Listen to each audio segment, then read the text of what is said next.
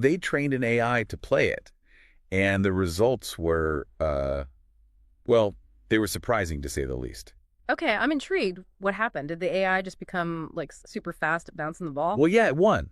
But the way it won, that's what was unexpected. So the AI actually discovered this strategy. What was the strategy?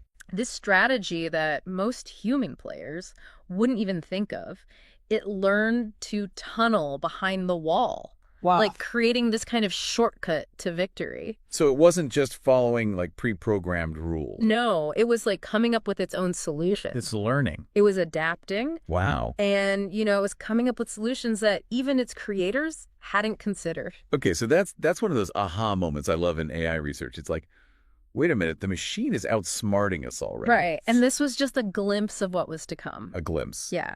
So they took these learnings from Breakout and they developed AlphaGo, Okay. which then went head-to-head with the world champion Lisa Dahl in the game of Go. Okay, now Go, this is where it gets really interesting. Go is incredibly complex. It is. I mean, there are more possible moves in Go than there are atoms in the universe. That's what they say. It's just mind-boggling. It really is. And, I've heard it said that Go is a game of intuition as much as it is strategy.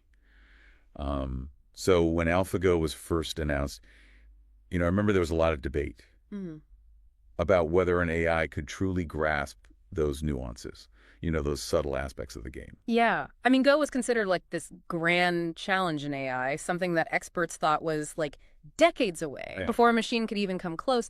But AlphaGo didn't just win. It did. No, it didn't just win.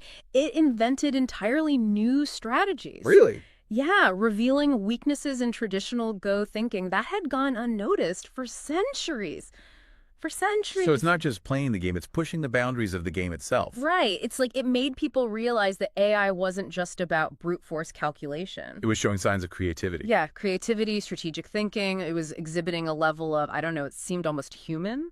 Okay, so if you can master something as complex as Go, what else can AI achieve? Well, they didn't stop there. They created AlphaZero. Oh, AlphaZero, okay. Which took this whole concept of self-learning to a whole new level. Okay, so if AlphaGo was like a prodigy, AlphaZero is like the ultimate grandmaster. Pretty much, yeah. AlphaZero learned to play not just Go, but also chess and shogi. All from scratch. Entirely from scratch. No pre-programmed strategies. No human guidance. Wow. Just pure learning.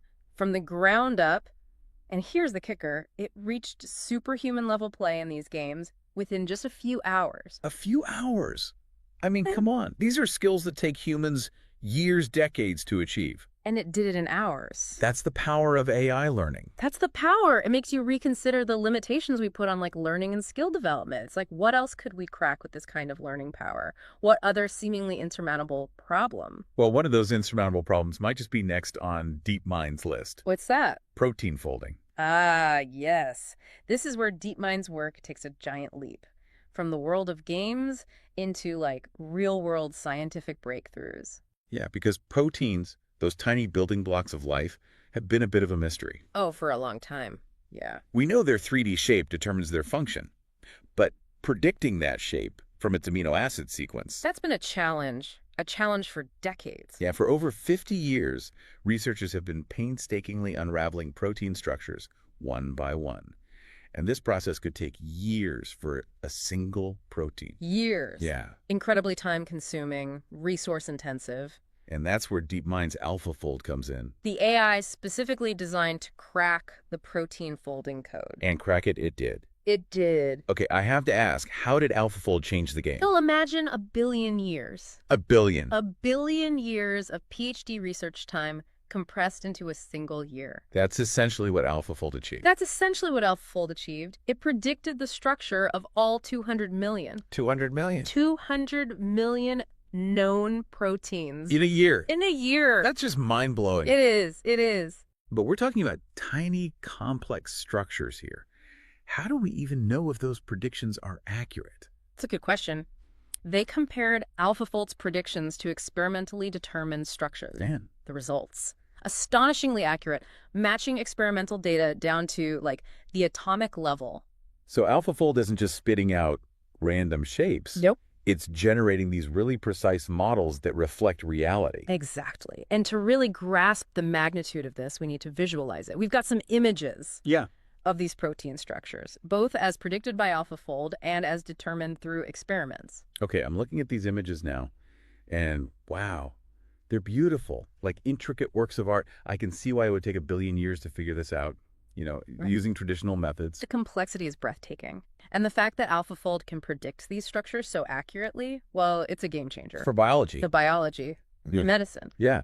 I mean, this has to have huge implications for drug discovery, for understanding diseases, and maybe even curing diseases that have plagued us for centuries. Absolutely. It's the perfect example of how AI can accelerate scientific progress in ways we never thought possible. And the crazy thing is, this might just be the beginning. Yeah. AlphaFold could just be one example of what AI can unlock in the scientific world. So if we take a step back and look at the big picture, AlphaFold is just one piece of the puzzle when it comes to AI's potential to solve what Hassabis calls root node problems. Root node problems. He uses this really interesting analogy of a tree of knowledge. I like that analogy. Yeah.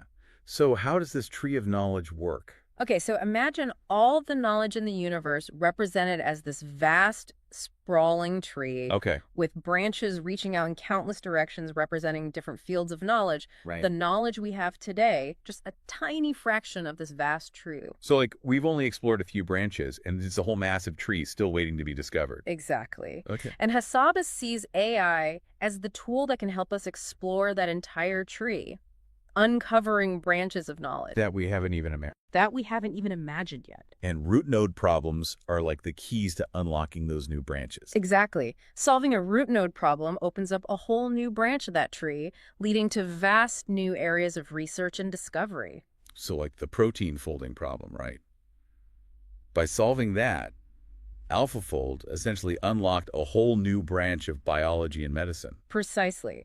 And Hassabis believes there are countless other root node problems out there waiting to be solved. In all sorts of fields. In all sorts of fields, physics, cosmology, energy, materials, science. I mean, who knows what breakthroughs await us? This is getting me really excited about the possibilities.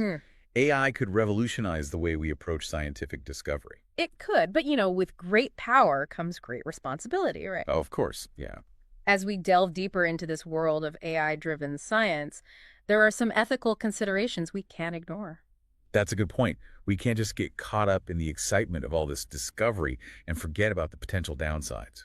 Exactly. And Hassabis himself highlights one of these concerns, something he calls the Moloch trap. The Moloch trap.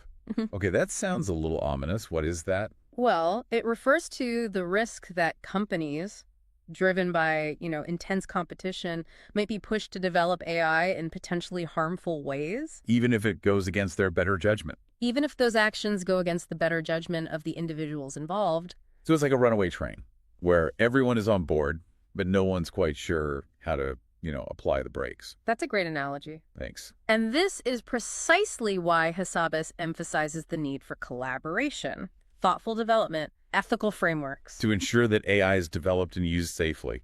For all of humanity. For all of humanity. Yeah, that makes a lot of sense. But there's another factor that worries me. The sheer scale of resources being poured into AI development, particularly by those tech giants we were talking about. We're talking billions, even hundreds of billions of dollars. I know. Massive data centers. Supercomputers. It's just staggering. And I wonder if this intense competition might lead to someone, taking a shortcut. Pushing an AI system too far, too fast, in an attempt to gain an edge. It's like a high-stakes poker game where the players are tempted to go all in, even if they're not sure what cards the other players are holding. That's a good analogy. And Hassabis recognizes this risk. He does. He does, yeah. He suggests we need to be proactive in establishing safeguards to prevent those kinds of scenarios. Okay, so how do we do that? He proposes that instead of trying to, bolt on safety measures after the fact, we should focus on developing safe and robust AI architectures from the outset. So building in safety from the ground up. From the ground up. Yeah. Ensuring that these systems are inherently designed to operate within, certain ethical and safety parameters. Okay. He even suggests it might be possible to develop AI architectures with mathematical or practical guarantees around their behavior. So almost like a guarantee that they'll operate as intended. Right.